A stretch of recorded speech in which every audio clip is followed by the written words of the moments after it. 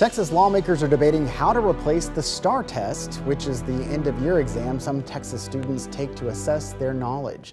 Both Republicans and Democrats agree the current test creates too much stress for students, but how to replace the test is still in question. Capitol correspondent McKim breaks down the debate.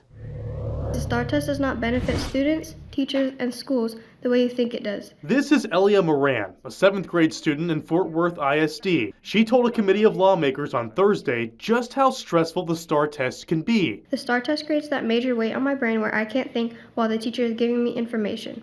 I don't sleep well and I don't eat well. Now you tell me if that seems healthy for a child's brain and body. Texas lawmakers want to solve the issue, and here's the current plan. 3 tests spaced throughout the year in the beginning, middle, and end. The first 2 tests are adaptive, meaning the questions change depending if the question before is answered correctly or not, and the results would be available for teachers and parents 48 hours later.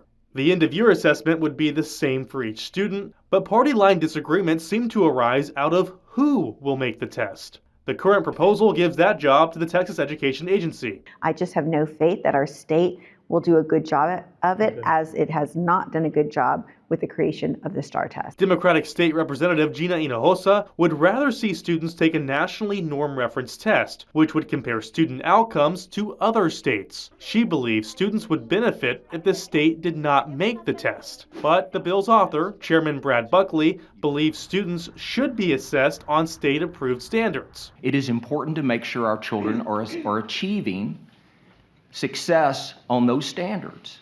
That is known as a criterion reference test. And Mary Lynn Prunetta, the Director of Education Policy at Texas 2036, a public policy research group, argues criterion tests are actually more useful to parents. It tells them exactly if their kid is on grade level and then anything that they're specifically struggling with. Prunetta supports the bill because she thinks it will decrease testing anxiety by clearing up the misconception that a student needs to pass the test to move to the next grade level. One of the things that we have to do, and that House Bill 8 does a really good job of, is correcting a lot of that misinformation. McKim, State of Texas. It will take time to implement a new testing system. The plan calls for the change to take effect in the 2027-28 school year. Thank you again for joining us for State of Texas. I'm Josh Hinkle. We'll be back next week to bring you an in-depth look at Texas politics.